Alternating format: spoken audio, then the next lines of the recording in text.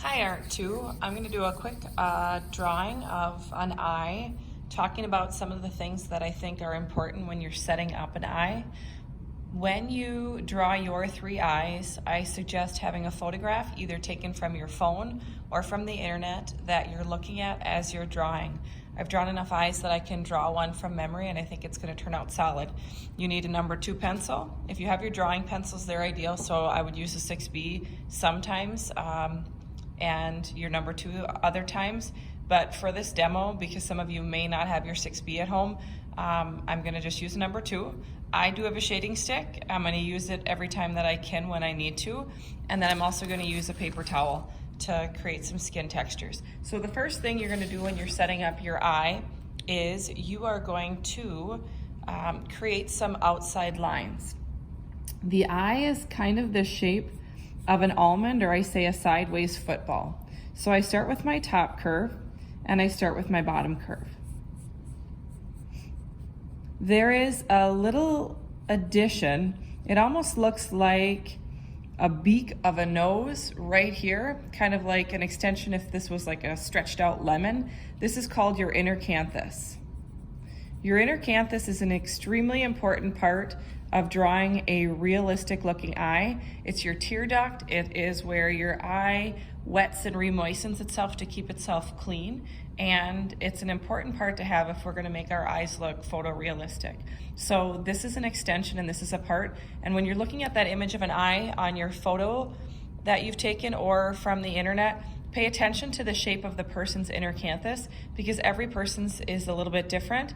And when you're drawing an eye, you really want the eye to look like the eye of the person that you're drawing. Eyes are the most significant thing when drawing a portrait. And so eyes are where we start, and eyes are really where I want you to take the most time.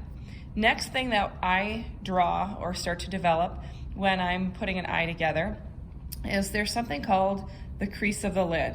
Now your eyeballs are about the size of a tennis ball, or excuse me, tennis ball, a ping pong ball, big eyes, a ping pong ball, and we only see about 1/3 and 2/3 rest in our eye socket.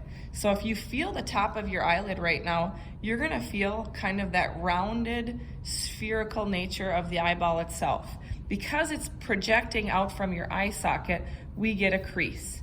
Depending on your age, that crease might be more defined. Right now I'm going to put it in just lightly, and I'm going to develop it to be an eye very similar to my own eye, so a 40-year-old eye.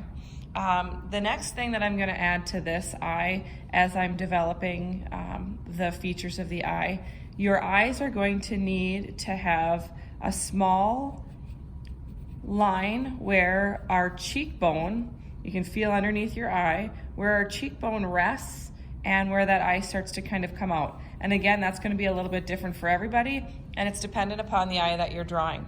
Now, when you look at an eye, it's very significant to look at the pupil and the iris. I am placing in the most spherical circle for the outside edge of the iris. The iris is the colored part. Now, we don't see the whole entire iris when we're drawing an eye because the iris is usually hidden by the top lid. I'm drawing this line in, I don't want you to draw it, but that's the extension of my circle. As I bring that circle down towards the bottom of the lid, if that much is up above the lid, I can understand where my circle will kind of rest. So mine's just gonna touch my bottom lid. Now the next thing that I want you to think about when you're drawing an eye is your bottom lid line. So your bottom lid line is your eyelid on the bottom, and it almost always will show you how thick or how thin your actual skin is of your eyelid as it kind of wraps around the eye. Because the eye is spherical, the bottom lid line shows us the width. So here is where my eyeball meets my skin of my bottom eyelid. Here is the actual thickness of the eyelid. This is really important because when we draw eyelashes in a little bit, the eyelashes are coming off the outside edge of the skin of the eyelid. So your eyelashes don't start here, your eyelashes are going to start right here. Now, the next thing I need to add to my eye as I'm developing this to make it look a little more correct. I'm gonna kind of put the edge where the white of the eyeball is gonna meet your inner canthus area. So I've added that, and I'm going to add my pupil on the inside. Now, when you look at your photograph or when you look at your eye in a mirror or on your camera, anytime there's a light source, and if you see anything, there's always a light source. Anytime there's a light source, that light source is reflected on the surface of your eye. So I always find my light source first. That's not my pupil. That's an area that I'm gonna leave completely white because the light will be reflected on your eye because it's a wet, glossy surface. I'm going to concentrically place a black circle in the center of my iris. This black circle is my pupil.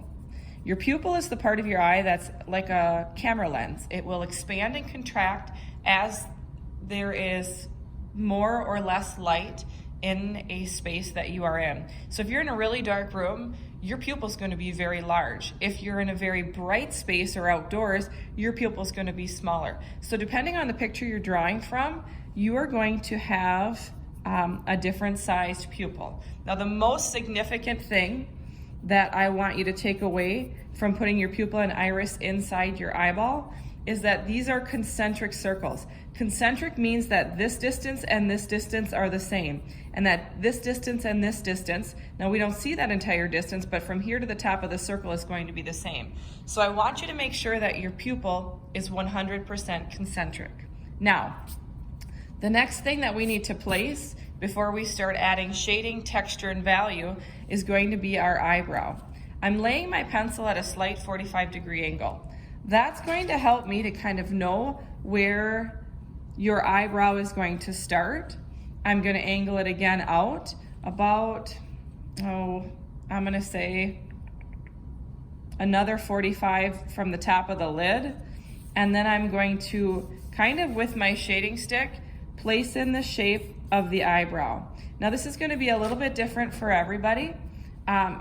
Men's eyebrows are usually thicker, women's eyebrows are sometimes manicured, and the eyebrow that you place with your eye needs to be relevant to the picture that you're drawing from.